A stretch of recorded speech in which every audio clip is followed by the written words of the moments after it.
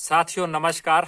आज हम जो वीडियो लेकर के आए हैं, बहुत ही मजेदार वीडियो लेकर के आए हैं, वो है एजुकेशन पॉलिसी 2020।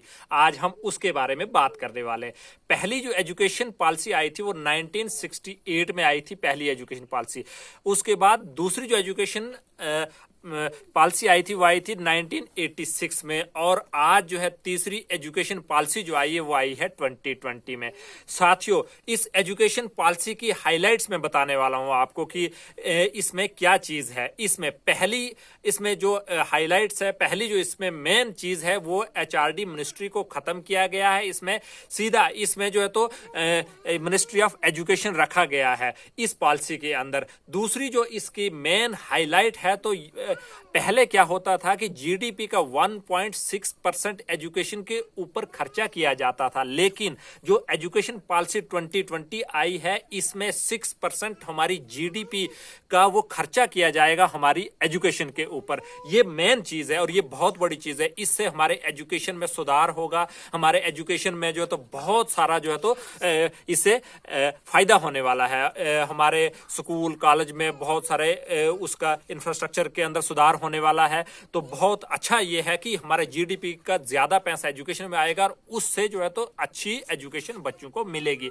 उसके बाद तीसरी जो मेन चीज जो फोकस किया गया है कि 50% ओवरऑल एनरोलमेंट को बढ़ाना है। ये 2035 तक ये रखा गया है कि जितनी एनरोलमेंट है उससे 50% इंक्रीज करना है। ये मेन चीज है इसमें। अगर हम ये देखें नई पॉलिसी के अंदर इसमें क्या चीज रखी गई है, इसमें पहले जो हमारे जो चल रहा था वो प्री प्राइमरी था पहले, तो उसके बाद प्राइमरी होता था, उसके बाद सेकेंडरी, उसके बाद इस तरह से होता था। अब 10+2 को खत्म किया गया है। अब जो तो प्री प्राइमरी और पहले 5 साल रखेंगे उसको जोड़ दिया गया है, उसको स्कूल के करिकुलम में शामिल किया गया है, उसको जोड़ दिया गया है पहले 5 साल सेकंड क्लास तक। यानी अगर हम ये बात करें कि पहले जो है तो 3 से 6 साल तक जो बच्चा पहले उसमें रहता था ये जो है तो आंगनवाड़ी में, अब वो जो है तो एक ही रखा गया है कि पहले सेकंड तक, यानी कि 6 से 8 तक बच्चा जो है तो उसको क्या होगा कि उसको जो है तो कोई एग्जाम नहीं होगा, कोई उसको ये जो बैग का बोझ नहीं होगा।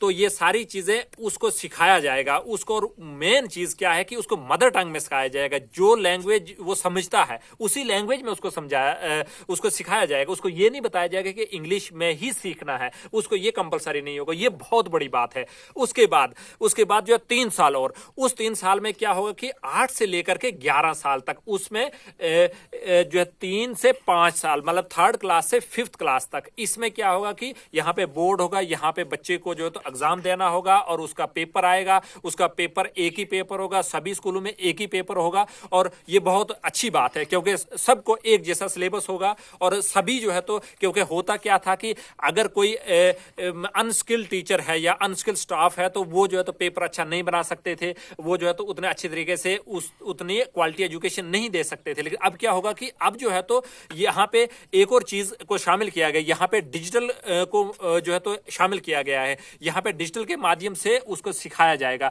उसके बाद जो है तो फिर क्या होगा कि 6 to 8, यानी कि 11 से लेकर के 14 ईयर्स तक, 6 से लेकर के 8 तक, यहाँ पे पहली बार एक मजेदार कंसेप्ट को यहाँ पे इंप्लीमेंट किया गया कि बच्चा जो है तो यहाँ पे कोडिंग सीख सकता है, बच्चा जो है वोकेशनल एजुकेशन सीख सकता है। यही जरूरी नहीं है कि उसको जो है तो बुक ही पढ़नी है, ना, ऐसा नहीं है। अगर बच्चा जो है तो जिसमें उसकी रुचि है, अगर वो कुछ और सीखना चाहता है, अगर वो कुछ प्लम्बरिंग सीखना चाहता है, अगर वो कुछ कारपेंटरी में सीखना चाहता है, अगर वो कुछ पेंटिंग में सीखना चाहता है, बच्चे का जो इंटरेस्ट है, इंटरेस्ट के हिसाब से ही उसको रखा जाएगा।